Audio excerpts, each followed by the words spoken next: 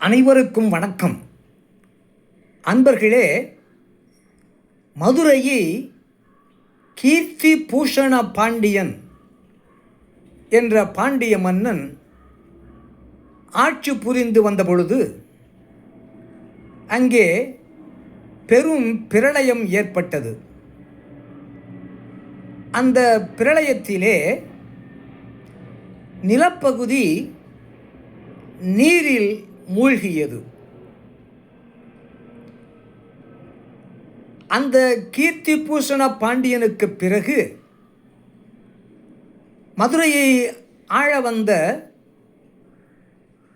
மன்னன் வங்கிய சேகர பாண்டியன். அவர் தன்னுடைய ராஜ்யத்தின் எல்லைப் பகுதியை சரிவர தெளிவாக புரிந்து கொள்ளாது இருந்த காரணத்தினாலே அந்த வங்கிய சேகர பாண்டியன் என்ற மன்னன் மதுரை சொக்கநாத பெருமானை வணங்கினார். வணங்கி தனது ஆட்சியின் எல்லைப் பகுதியை தனக்கு குறித்தருள வேண்டும் என்று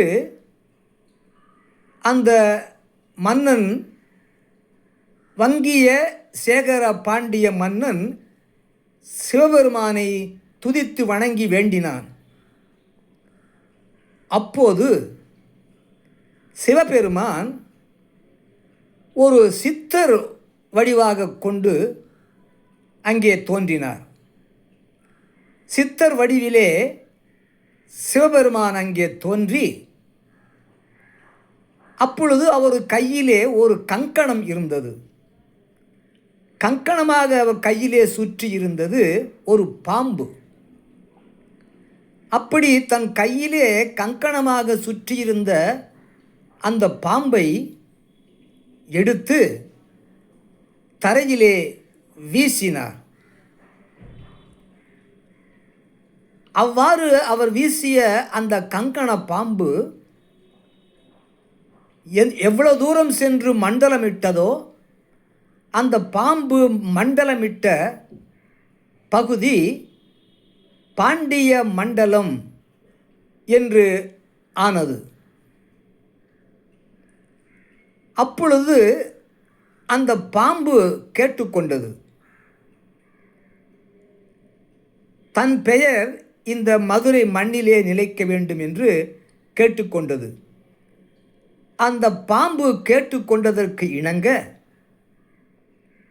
அதன் பெயராலேயே, அந்த பாம்பின் பெயராலேயே மதுரை நகரம் ஆலவாய் என பெயர் பெற்றது. அல்லாமலும் மதுரையை சுற்றி ஆனைமலை, பசுமலை, நாகமலை என்னும் 3 மலைகளும் சூழ்ந்து இருப்பதனாலே மதுரை மாநகர் கூடல் நகர் என்றும் அழைக்கப்படுகிறது. இந்த மதுரை மாநகரை மாடமாக கொண்டு கட்டப்பட்டது. சிவபெருமானது விரிசடையிலே இருந்த 4 மேகங்கள், சிவபெருமானது விரிசடையிலே இருந்த 4 மேகங்கள் மாடமாக 4 பக்கமும் நின்று மதுரையை பெருமழை அழிவிலே இருந்து மழை வெள்ளத்திலே அழிந்து போகாமல் அந்த மதுரை நகர் காக்கப்பட்டது.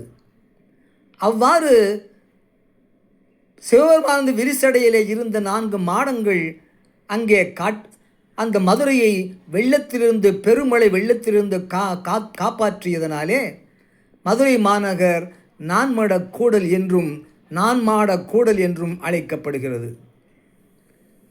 இவ்வாறு போற்றப்படக்கூடிய அந்த மதுரை நகர் மிகவும் சிறப்புடைய நகரமாகும்.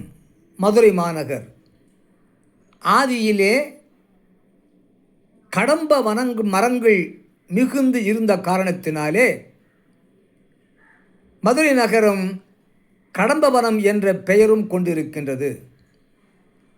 இவ்வாறாக மதுரை நகரின் சிறப்புகளை அறிவீர்களாக. நன்றி, வணக்கம், வாழ்க வளமுடன்.